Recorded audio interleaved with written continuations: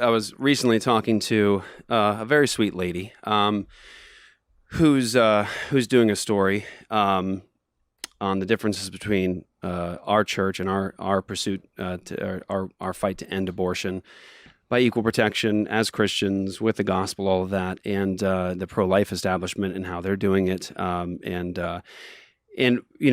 one of the things that I was talking to her about was the fact that the Christian church used to own and run and excel in education. Yeah. Right. A lot of people don't realize that government schools, public schools, are really a newcomer in a sense in American history. Mm-hmm. Before that, education was private. Education was distinctly Christian. And we were doing dang good with it. I mean, no, seriously. I mean, if you think about like the things that homeschooling and Christian education and classical Christian education, all that stuff produced, like it produced some heavy hitters in history. Yeah. I mean, seriously, you name your heroes in American history, and they were Christian schooled, homeschooled, classical Christian education, all of that. And so we did a pretty good job. Our literacy rates were amazing, and people at the time when they were trying to say, let's do government education and have the government run the school system, there were pastors and Christians then saying this will be the fast track to atheism and the destruction of our nation, the morality of our nation. This will be the fast track to it. If you give the government, the state, the job to do this, it means the end of our nation. And the state was like, exactly. Yeah. But you look at it and you're like, well, they weren't far from the truth at all because, Right. I mean, what have we produced? We have some of the most abysmal figures when it comes to literacy in our nation and education. And we have produced, just in the last generation, a generation of human beings in the West who actually think that there is no meaning, no purpose, that I just crawled out of the soup like the rest of humanity. There's no ultimate ought to do anything in the world. Sexual ethics don't matter. I mean, you can pretty much do whatever your passions and lusts lead you to, all of that. And so, those pastors, they had a point. They had a point. Let's just say that Christian education, we do it better. And can I just say this, and I don't mean this in any way, and listen, we have to be careful right now. Can I just say this? And I don't want to talk down to anybody, so don't take this as that. Like, this is me, like, remarking also to myself. Like, we have to be so careful not to use moments like this, like the left does, to simply get on their soapbox and neglect the pain people are going through. So I'm gonna be careful, but I have to say it because it's a moment where you sort of have to speak to it. Like, are we going to say anything that's helpful? Or are we just going to give platitudes, all the rest? Well, here's something helpful, I think. Okay, get your kids out of government schools. Yeah. Where are all these murders taking place? Where are all these murderous shooting sprees taking place? Just think about the last 25 years, for goodness sakes. Think about Columbine. Think about all the way down the line, Sandy Hook, and everything that's taken place to this moment in Texas, and ask yourself a question. Where is it taking place all the time? Mm-hmm. It's in the place where we've made these children shooting ducks. No defense, no real protection, no guard, and we have rules like this is a gun-free zone. Apparently not always, though, right? It's a gun-free zone, which sort of is like a sign to the murderer on a rampage. Here is where all the victims be. Here is where they reside. This is where I get them. Well, and I'm glad you brought that up, because kind of the reason why I brought up authority is because when you acknowledge authority, what you're acknowledging is that there are people that need to have authority over them, which means you're acknowledging that some people are vulnerable and need protection. And you'll see a total amazing pattern of God. Wherever God sets up authority, you'll find that in response to someone who's vulnerable and who needs to be protected. Yeah. And that applies especially to young kids. I mean, there is this...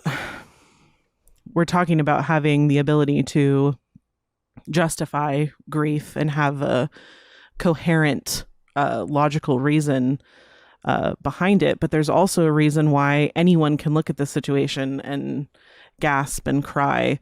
And it's because we've given up a lot of ground to this sort of like neutral, scientific middle.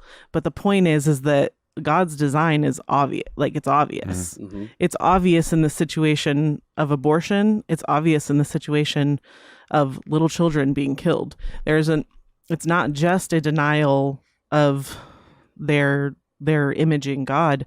There is something totally unnatural about especially a man coming in and terrorizing vulnerable young people. Yeah. And that's obvious. It's obvious. And you can absolutely feel, you don't, if there's anything I feel like I've learned over the last 10 years, it's that I don't need to have some sort of scientific study behind that. It's obvious. If you want to pretend like it's not obvious or there's some nuance here or whatever, if you want to redefine what the word vulnerable means or what authority means, that's cool. But it's just written on our hearts. We know it. We know it deeply. Yeah. Well, I don't, not to get too far off track, but just to solidify your point, the gun-free zones and all that, and our kids being unprotected. Like, I don't think people even realize how bad it really is. So even here in Arizona, we have some of the most constitutional gun laws in the state, right? Or in the country, I mean. Even with Demas's approval to carry a firearm, if I was to get pulled over driving through a school zone and I have a gun on me, I can be in trouble for being in that school zone with a gun, even with a permit. Mm-hmm. But the point is, so say we were there in Uvalde and you were to run in with your firearm and stop this guy from being evil, you could still be in trouble for carrying a firearm into a school zone, even though you're using that tool appropriately. Technically, because the way the laws are set. And that's my point. Is like they're Yeah. Like you're talking about sitting ducks and stuff. That's how awful these situations truly are. And I don't think people really realize it. So. Yeah. And so 2 points there. And again, I want to be very cautious to the person that may be watching this that actually has had their child killed in this situation. I please hear me on this. This is trying to give a Christian response in terms of, okay, how do we stop this? How do we fix it? Like in a way that is biblical, reasonable. And I think you have to think in 2 terms, like get your children out of government schools immediately. One is worldview. They're discipling your kids, period. And stop being like me before I started homeschooling my kids and saying things like, I'm going to send them as missionaries. How's that worked out for you? And they're not called to do that. In terms of like, as a child, it's your job to disciple them and educate them, not to send them out unprepared into the world to be discipled by somebody else. And let's be honest, you are not getting the amount of discipleship time with your child that your teachers are in the public school, right? Are you going to match the 7 hours a day they're doing 5 days a week? You're going to match that with discipleship? No, you're not. You can't. It hasn't. We've been saying that long enough that we would be seeing some fruit of that by now. Right. And we have not. No, the culture and the public education system is doing a better job of discipling our kids than we are. And they are intentionally doing it. Yes. This is the myth of neutrality. Right.